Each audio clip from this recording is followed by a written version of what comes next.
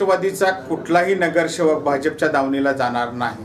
माननीय जयंत पाटलांच्या नेतृत्वाखाली निवडून आलेले नगरसेवक हे एकनिष्ठ आणि एक संघ राहणार आहे। कुठलाही कार्यकर्ता सगळं साधा त्यांच्याकडे जाणार नाही। आज त्यांच्याकडे उमेदवारी द्यायला उमेदवार नसल्यामुळे हा त्यांनी केवळवाला केलेला प्रयत्न आहे, हा कदाही यशस्वी होणार नाही। आज चंद्रकांत दादांनी आज जाहीर सभेमध्ये सांगितले की प्रत्येक कार्यकर्त्याच्या घरी जावा, प्रत्येक सांगलीकरांच्या घरी जावा, 4-4 गिफ्ट द्या। हे निवडणुकीपूर्वी दिलेले हे पॅकेज आणि आमिष आहे। सांगलीतली कुठलीही जनता या आमिषाला बळी पडणार नाही आणि विकली जाणार नाही। सांगली ही खड्यासारखी बाहेर काढून टाकणारी या प्रवृत्तीला खंबीर साथ देणारी सांगलीकर आहे। सांगली लय चांगली आहे, चांगल्या भल्याभल्यानं सांगलीनं पाणी पाजवलेलं आहे आणि ह्या अशा कुचेष्टा करणाऱ्या सांगलीच्या नागरिकांना कदापि सहन होणार नाही।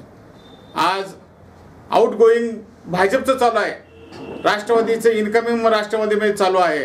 आज कित्येक नेते महाराष्ट्रातून सांगली जिल्ह्यापर्यंत आज भाजपची ही काँग्रेस आणि राष्ट्रवादीच्या दावणीला आलेले आहेत। याची लिस्ट आम्ही थोड्याच दिवसात तुम्हाला जाहीर करू।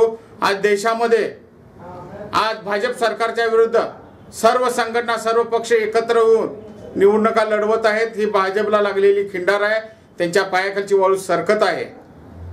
आज कुठल्याही गोष्टीत त्यांनी अपयशी यशस्वी झालेले सर्व ठिकाणी अपयशी झालेले आहेत। जीएसटी मध्ये अपयशी ठरलेले आहेत, शेतकऱ्यांच्या कर्जमाफीबद्दल अपयशी ठरलेले आहेत, माता भगिनींच्या गॅस पासून पेट्रोल डिझेलच्या वाढीपर्यंत त्यांनी पाक उच्चांकी गाठलेली आहे।